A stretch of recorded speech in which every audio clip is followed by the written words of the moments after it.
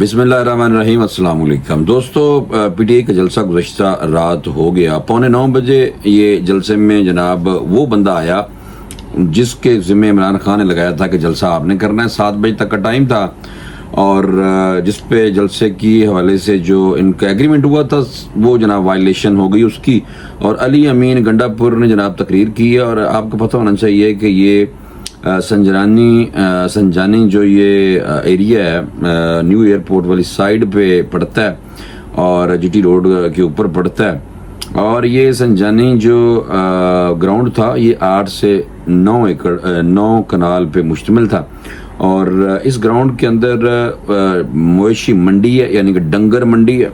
آپ کو یہ بتانا یہ ہے کہ اس ڈنگر منڈی میں جو تقاریریں کی گئی ہیں جن کا نہ کچھ سر ہے نہ کوئی پاؤں ہے، تو یہ جو ڈنگر منڈی کے اندر ڈنگر قسم کی تقاریریں ہوئی ہیں، ان میں جو سب سے بڑی تقریر جس کو ڈنگر تقریر کہا جا سکتا ہے وہ جناب وزیر اعلیٰ خیبر پختونخوا علی امین گنڈا پور کی طرف سے جناب کی گئی ہے۔ ایک میں نے آپ کو یہ بتانا ہے کہ یہ تقریر کس طرح ڈنگر تقریر تھی۔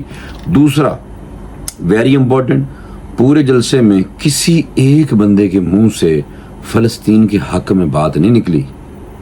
دوبارہ بتاؤں، ان لوگوں نے کسی نے بھی فلسطین کے اوپر، فلسطینیوں کے اوپر ظلم جو ہو رہا ہے، یہ جلسہ آپ کو پتا ہے کہ ان کو عرصے بعد ایک جلسے کا موقع ملا تھا۔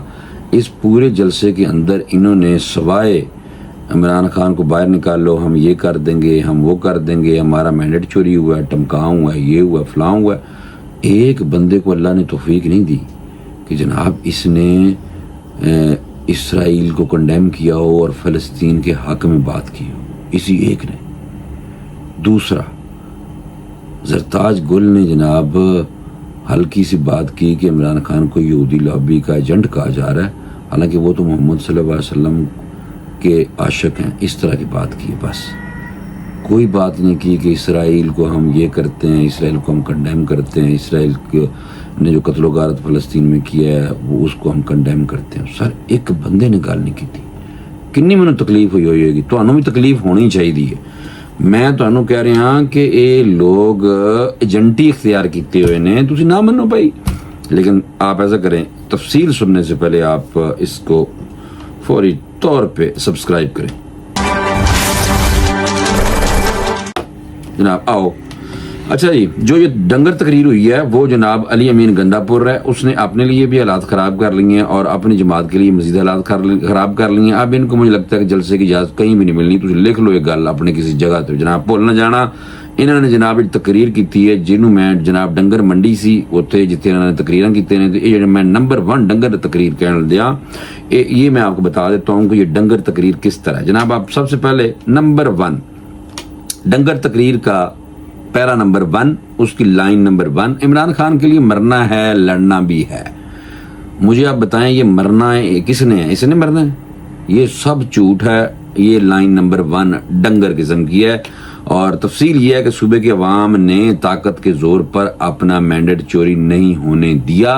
جلسے میں شریک پی ٹی آئی کارکنان کو دعوت ہے کہ وہ خیبر پختونخوا میں آئیں، صوبائی حکومت ان کی دعوت کرے گی، جس کا باپ بھی کے پی میں کارکنان کی طرف آنکھ اٹھا کر نہیں دیکھ سکتا۔ سب چیک کرو ان کے بارے میں، یہ جو ڈنگر تقریر کے الفاظ تھے۔ اور اس ڈنگر تقریر میں بیسیکلی میں آپ کو یہ بتانا چاہ رہا ہوں کہ جب یہ موصوف علی امین گنڈا پور صاحب جب وفاق میں آ کے بیٹھتے ہیں میٹنگز میں تو اچھے بچے بن جاتے ہیں۔ اور رانا ثناء اللہ صاحب کو ابھی میں سن رہا تھا، وہ کہہ رہے تھے کہ یہ بندہ کہہ رہا نا کہ میں آ رہا ہوں، میں یہ کر رہا ہوں، یہ آگے دکھائے۔ انہوں نے کہا بھائی یہ انتہائی جھوٹا آدمی ہے، دوگلا آدمی، اس طرح کی رانا ثناء اللہ صاحب بات کر رہے تھے۔ میں نے خیر بہرحال صحیح طریقے سے سنی نہیں ہے، لیکن میں تقریر پہ رہتا ہوں۔ جناب لائن نمبر 2، عمران خان نے ہمیشہ اپنی قوم اور مسلمانوں کی بات کی ہے۔ یہ لائن نمبر 2 ڈنگر قسم کی لائن ہے، اور اس میں جناب انہوں نے کہا ہے کہ عمران خان نے کہا کہ یعنی کہ انہوں نے کہا کہ عمران خان نے ہمیشہ اپنی قوم اور مسلمانوں کی بات کی۔ اسلام کے بارے میں لوگ کہتے تھے کہ اسلام ایک دہشت گرد مذہب ہے۔ عمران خان نے دنیا میں سفیر بن کے ثابت کیا کہ اسلام پرامن مذہب ہے۔ ہمیں فخر ہے کہ ہمارے لیڈر نے ناموس رسالت کی بات کی۔ آج ختم نبوت کا عالمی دن منایا جاتا ہے، یہی عمران خان کا قصور تھا۔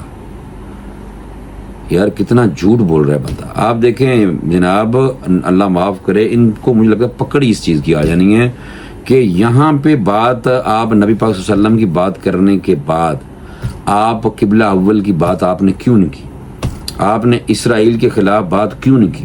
آپ نے فلسطین میں اسرائیل جو ظلم کر رہا ہے اس کے خلاف بات کیوں نہیں کی؟ مجھے آپ بتائیں, 8:45 بجے آپ آئیں جناب, تو آپ نے اسرائیل کے خلاف بات کیوں نہیں کی جناب؟ ڈنگر تقریر نمبر کا 3 لائن, ہم عمران خان کے ساتھ کھڑے ہیں کیونکہ وہ حق پر ہے. انہوں نے کہا ہے قرآن میں حق کے ساتھ کھڑے ہونے کا حکم ہے. ہم واضح کرنا چاہتے ہیں کہ ہم عمران خان کے ساتھ کھڑے ہیں کیونکہ وہ حق پر ہیں. یہ بھی ہے کہ اگر جابر حکمران کے خلاف آپ آواز نہ اٹھاؤ تو اس کا مطلب ہے کہ آپ مسلمان نہیں ہو. ظالم حکمران کے خلاف آواز اٹھانا جہاد ہے, ہم یہ جہاد کریں گے.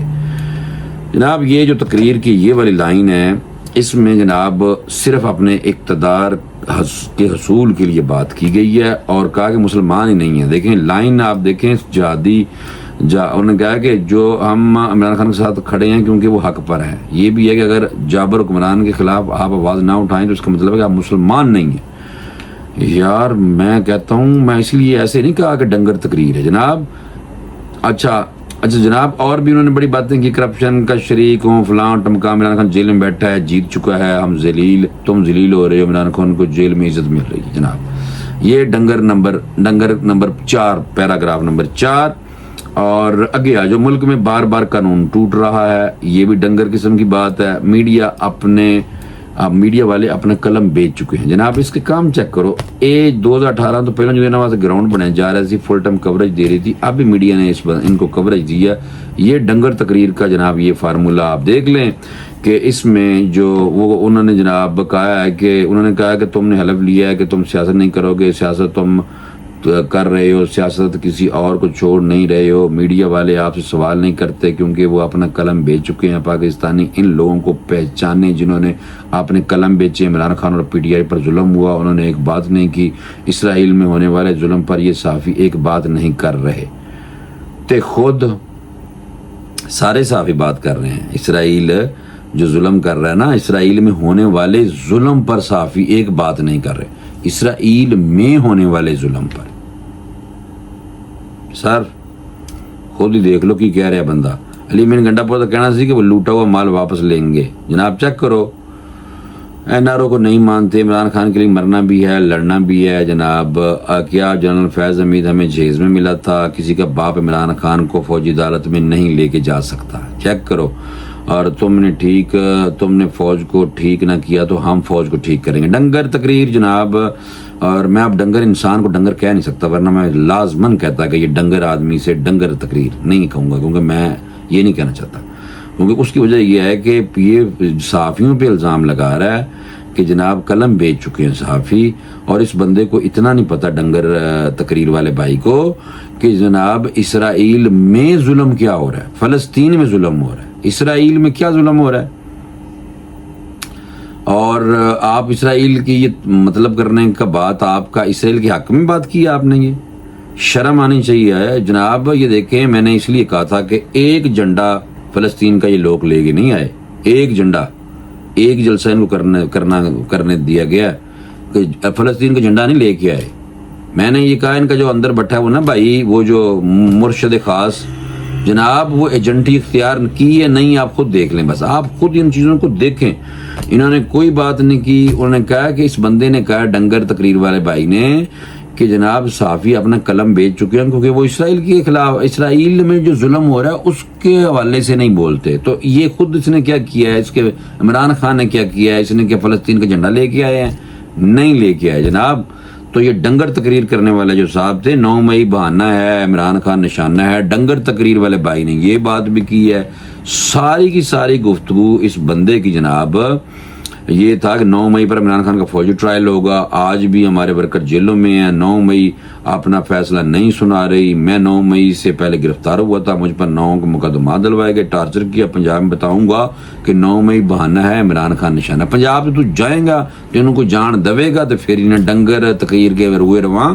کیونکہ ڈنگر تقریر والا بھائی جو ہے یہ اس کو اب ان قریب اس کی سختی ہونے لگی ہے بھائی. شروع آپ دیکھ لیجئے گا. اور دما دم مست کلندر کے لیے تیار ہو جو. آپ کام چیک کریں جناب. اور جو مجھے سب سے زیادہ تکلیف ڈنگر تقریر جس میں مجھے اس بندے کو ڈنگر کہنے کا دل کرتا ہے کہ صحافیوں کے اوپر الزام چیک کریں اس بندے نے کیا لگایا اور خود اس نے کیا کیا. کچھ بھی نہیں جناب. خود کیا کیا ہے؟ خود اس نے کوئی فلسطین کے حق میں کوئی گفتگو فرمائی ہے؟ کچھ بھی نہیں اس نے جناب، بات ہی نہیں کی. تو آپ اندازہ لگا لیں. میرا کہنے کا مطلب یہ تھا کہ ان لوگوں نے جو تقریر کی ہیں فلسطین کا جھنڈا میں نے دیکھا نہیں ہے بھائی وہاں، ٹھیک ہے نا. اور اب باقی آپ آ جائیں، ایک ہمارے بھائی ہیں علی محمد خان، کبھی نہیں سوچا تھا کہ بانی پی ٹی آئی کو جیل میں ڈال دیا جائے گا. لو ایاک نعبد و ایاک نستعین، یہ بندہ درود شریف سے بھی شروع کرتا ہے اپنی ہر بات کو.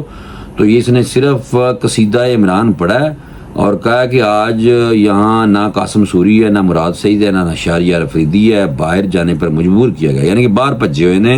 اور آج ہر طرح کے لوگ پارلیمنٹ کے سامنے جا سکتے ہیں، پی ٹی آئی کے ورکر نہیں جا سکتے. علی امین گنڈا پور نے کیا فارم 47 والے سن لے، اس سے پہلے کہ عوام کا سمندر بہا کر لے جائے، رہا کرو. ہمارا دوسرا مطالبہ آئین قانون کی حکمرانی ہے. تمام تبارے تباہ ہو چکے ہیں ادارے، اور سپریم کورٹ عدلیہ قانون سازی کی آڑ میں تباہ کرنے کی کوشش کی جا رہی ہے. جناب صرف انہاں لوگوں نے جناب اپنی گل کی ہے، تسی دیکھ لی ہے. اور صحافیوں پہ ڈنگر تقریر جو تھی اس میں صحافیوں پہ الزام لگایا کہ اسرائیل کے میں ہونے والے ظلم پہ بات نہیں کر رہے صحافی. اور ان ڈنگر نما تقریر جتنی بھی ان لوگوں نے کی ہیں سوائے عمران خان کے سامنے نمبر ٹیٹ کرن دے ایک جملہ، نہ کوئی محبت پیار کی بات، نہ فلسطینیوں کے حق میں بات، نہ اسرائیل کے مظالم کے خلاف اسرائیل کو گالاں کڈیاں ہون، نہیں. بس پتہ تو چل جانا چاہیے کہ یہ کون لوگ نے. باقی تہاڈی مرضی ہے بھائی، کے پی ای والے ہمارے بھائی لگے رہے ان کے پیچھے. آج میری ایک وہاں بندے سے بحث ہو گئی تھی، اس نے کہا جی عمران خان نے تو جناب نصاب میں قرآن کی آیات ڈالی ہوئی تھیں، تو اب تو وہ آیات بھی نصاب میں نکل گئی ہیں. میں نے کہا جب جو ہونا ہے نا فتنہ دجال، تو وہ فتنہ جو آنا ہے وہ سب سے خطرناک فتنہ ہوگا. اس کو خاص اللہ نے پاور دینی ہے کہ وہ جناب بارشیں بھی لائے گا، مردے بھی زندہ کرے گا. بڑی پاور ہوگی اس دجال کے پاس، فتنے کے پاس. اتنا فتنہ تو میں نے کہا ایسے لوگوں نے تو نام نہیں رکھا ہوگا نا فتنہ عمران خان. کیوں؟ اتنا تو اس کے پاس مارجن ہوگا کہ وہ کبھی دین کی بات کرے گا، کبھی فساد کی بات کرے گا، ملک میں فساد پیدا کرنے کی کوشش کرے گا، اسرائیل کے کندھوں پہ سوار ہوگا، امریکہ کے کندھوں پہ سوار ہوگا. اسرائیل کے اخبارات اس کو رہائی کا مطالبہ کر رہے ہوں گے، ٹھیک ہے. جمائمہ اس کا ساتھ دے رہی ہوگی، یہودی لابی اس کے لیے ایکٹیو ہوگی. سوشل میڈیا پورے کا پورا یہودیوں کے کنٹرول میں باہر سے اس کے لیے کام کر رہا ہوگا. ہیں پھر بھی نہیں مانتے تسی، نہ منو. یہ فتنہ جناب کچھ لیتا جائے گا، فتنہ نہیں، کیونکہ اس کی وجہ ہے الحمدللہ رب العالمین پاکستان اسلامی جمہوریہ پاکستان ہے. 1947 میں ہم آزاد ہو چکے ہیں، ٹھیک ہے. فتنوں کے لیے جناب ملک کے اندر لڑنے کا، فتنوں کے خلاف ہماری فورسز کو بڑا ویسے قسم سے تجربہ ہے، صحیح ہے نا. وہ فتنوں کا کلا کما کر لیں گے. میں آپ کو یہ صحیح بتا رہا ہوں. اور یہ جو کہہ رہے ہیں نا کہ ہم نے اب دیکھنا پریشر ڈال دیا ہے یہ فلاں اور فوج کے خلاف گفتگو اور تقریریں، جناب تسی چیک کرے ہو، تسی ہن چیک کرے ہو. بس تمہیں دستا ہے، میں زیادہ بولنا نہیں. تسی آنے والے دنوں میں ان کے اوپر ہونے والی سختیوں کو نوٹ کیجئے گا. بس کوئی جلسے کی ان کو اجازت نہیں ملنی، ٹھیک ہے بھائی. یہ میں نے سچ بتا دیا. اور ان کا اسرائیل سے محبت جو ہے ان کی، وہ میں نے بتا دیا آپ کو. آپ خود جوڑیں، خدا کا واسطہ. وہاں لاکھوں مسلمان شہید ہو گئے ہیں اور وہاں پہ ہمارا قبلہ اول ہے. اور یہ لوگ اسرائیل کو اس طرح کنڈیم نہیں کرتے، سرسری کرتے ہیں، کیونکہ ان کو پتہ اتنا مارجن تو ہوتا ہی ہے. لوگوں کو پاگل بھی تو بنانا ہے نا. بس بھائی ٹھیک ہے، آپ یہودی ایجنٹوں کے ساتھ رہیں بھائی، ٹھیک ہے نا. مجھے اجازت دیں، نیکسٹ ویلاگ تک. اللہ حافظ.